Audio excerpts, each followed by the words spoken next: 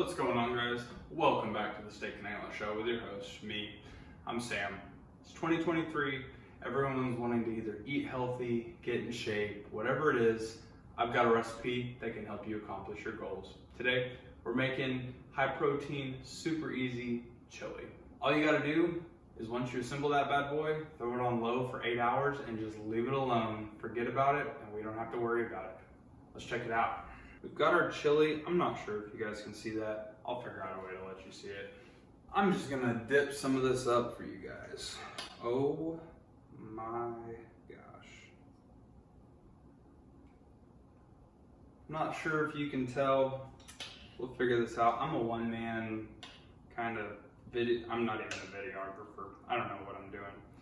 I mean, guys, take a look at this chili. Ah, that's hot. Take a look at that chili. Ooh. But this is what we're making today. Let's get into it. First thing, already washed my hands. I'm gonna use one glove per usual. If I can get the dang thing on like a kindergartner. Gloves on. All right, what you're gonna need, a slow cooker right here. I just have a really cheapy Hamilton Beach one. You're gonna need a meat masher for when the ground beef or elk or venison or whatever meat you want to use goes in the pan. You're gonna want a good sharp knife.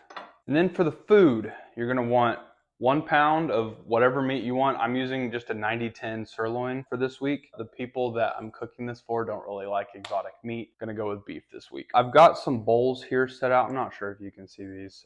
It's very hard to do this with one person. I've got these little bowls with everything kind of measured out already. I'm just gonna hold up the actual item before it was cut up just to show you what it looks like. 1 shallot. Usually these come in like 2, and I use the smaller one. So you're gonna need some garlic. I've got 5 cloves chopped up. They don't have to be finely chopped up. I prefer to use 1 jalapeno. I like my chili a little bit spicy, so you don't have to make your chili spicy, but I like to have 1 jalapeno in there. It's gonna cook for 8 hours, so that the capsaicin is gonna have a lot of time to really mellow out, but I do want that nice heat in the back of my throat.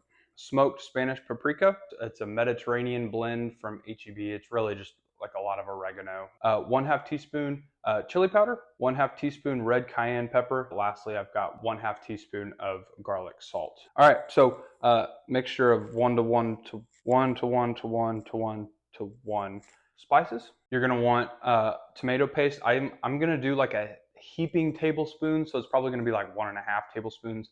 I'm just gonna pop this open and use a regular spoon to take a pretty good heaping size out. These are 15-ounce cans of diced tomatoes. I'm really just using this for the juice, just in case I need any extra juice from the big one. So these are 25 ounces. You're gonna want to use all of the juice that's in here. Squeeze it all out. I think for all of the canned items, I spent less than $8. Chili recipe is very, very cheap. If you want to go that route, components combined are probably $15, maybe $20. So it's very, very cheap, and it makes a ton of food. We're also gonna do 2 cans each of dark red kidney beans, and then 2 cans, oops, that's also kidney beans, 2 cans of low sodium pinto beans. We're also gonna use a little bit of beef broth. And then lastly, we've got a chicken bouillon cube. You can use beef bouillon or whatever bouillon you want. It adds a little bit of salt to it, but it also just kind of helps to deepen the flavor, especially since we're cooking for such a long period of time. Lastly, I think I said lastly for this, but there's one other thing. We need 1 bay leaf. This is just gonna go in the slow cooker as you cook it. Again, we're gonna be cooking for about 8 hours on low, and so that's gonna really draw out the flavor of the bay leaf. Just make sure to remove this whenever you're ready to serve. All right, so let's get into it. Again, I've got most of the items fully chopped up, seasonings, all that jazz. I probably forgot this, but you're gonna need a yellow onion as well. This yellow onion is gonna go in with the ground beef, so we're gonna cook these all at once, then we're gonna combine them with everything else in the slow cooker. Get that ready to go. You guys have seen me cut onions on this channel many times, so I'm not gonna teach you how to do it. You should know by now. I hope everybody was able to have a good start to the new year. I'm really lucky. I'm in Fort Worth, and it's just such a wonderful town. Holiday season, was great. I was part of the Southwest cancellations, so that was real fun. But it was a really good time with friends and family. We've got the onion chopped up. We've got all of our ingredients ready to go. Lastly, we're going to be getting the skillet hot. We're going to put this ground beef on there. Guys, I've probably mentioned this is a very slow cook. It's going to take probably close to 8 hours to fully cook and fully get the flavors ready to go. It's currently 8:20 in the morning. These are probably going to be ready about 4, maybe 5 if we have to go a little bit longer. We're going to get just everything kind of compiled, get this ready to go, and then just leave it alone. Pan is good and hot. We're going to put just a little bit of oil in the pan just so that we can start cooking down the onions a little bit. And remember, I'm using a 90-10 ground beef. You can use whatever you want. You can use more fat if you want. I'm going to drain a little bit of the fat just because I don't want this to be a very greasy chili. I want all the flavors to come together without just a lot of that grease. I don't want that like silky feel. All right, so in go the onions.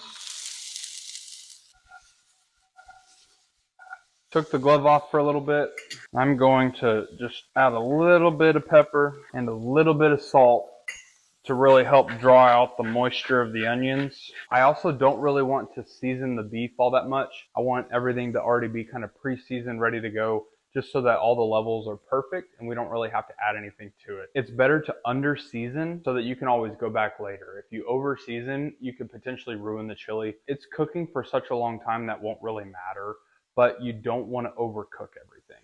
And again, guys, I'm cooking these about a medium high heat. We're going to let these cook down a little bit, add these to the pan, and then we will add our beef directly in the pan and let it start to really brown. In the meantime, while the onions are cooking down, we're going to add half a cup of beef broth. 1, 2. This is a quarter cup, by the way, for all you math nerds. So our onions have sweated down. I'm sure you can see that. They're a nice yellow caramel color. We're going to add those just directly to the beef broth that we put in there. Shoot, I'm out of gloves. Golly, I'm out of gloves. Fam, I've got one glove, this one, left. That's not good. We will take our beef, slice that bad boy open. I'm going to add a touch more oil because this 90-10 is very dry. There we go. So you're going to take your handy dandy masher and you're just going to kind of mash it around the pan, set it back on, and just let it brown. Just leave it alone. Don't touch it. And while this is starting to cook down, we're going to go ahead and start to add our ingredients. 2 cans of each pinto beans and red kidney beans. These are dark red kidney beans. I also took probably about 90% of the juice out of these. I don't really like bean juice. It looks really gross.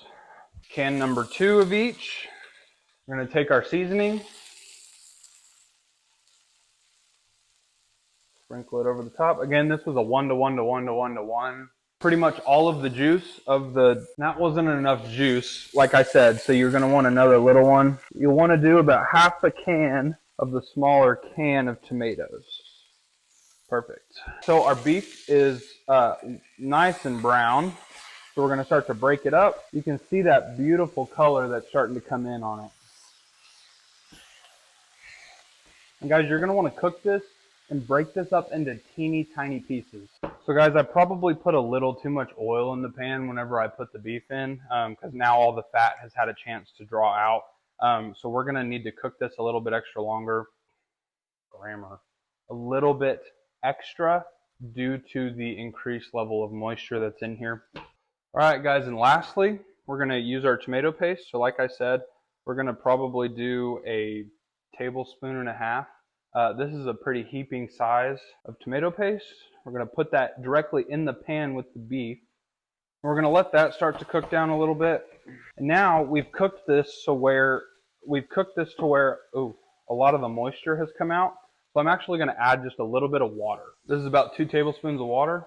Just kind of helps to deglaze the pan. Try to get that tomato paste well incorporated. Make sure to turn your burners off. And now all we do, we add our delicious beef to the pan. Most of that moisture was water. Again, we cooked a lot of it out. We cooked a lot of the fat out. Wow, I've been talking really loud because of the pan. All right, we've got the beef in there. We're going to add our garlic. We're going to add our jalapeno, our shallot, our bay leaf, and our chicken bouillon. This bouillon cube is really where the sodium comes from. So like I mentioned, I didn't really season the beef all that much. You don't want to over season again, so just really make sure that you feel like you have the right amount of seasoning in there. Get everything well incorporated in there. You can cook this at 350 for about 3 hours in like a cast iron Dutch oven in the oven. As this cooks, a lot of the water is going to try to evaporate out, or a lot of the moisture is going to try to evaporate out. So if you notice that it's starting to get too dry, just add some more water or some beef broth to it, and that'll really help it. So we've got added a little bit extra water. And I didn't bring this up at the beginning because most people don't really like celery, but I'm going to add a couple celery stalks to it. This is 3 celery stalks.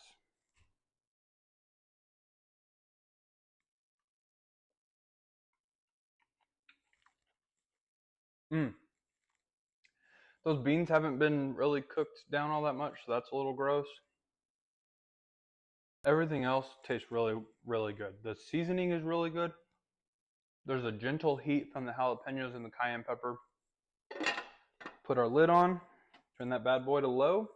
It is 8:40 in the morning. I think this took us probably about 20 to 30 minutes, actual live, including filming and all that jazz. So this could probably take you about 20 minutes. Set this in the crock pot on low for 8 hours, or you can put it in the oven in a Dutch oven for about 3 hours at 350. 8:40, I'm going to come back and check this probably about 3 o'clock, about 6 hours in, 6.5 hours in, just to see where we're at, see if we need to add any water, see if we need to add any other seasoning, and then we'll let it go for another 2 or so. With that, I'm gonna go do my errands and clean up the kitchen, and I'll catch you guys later today. I almost forgot to try this in front of y'all. It is incredibly hot.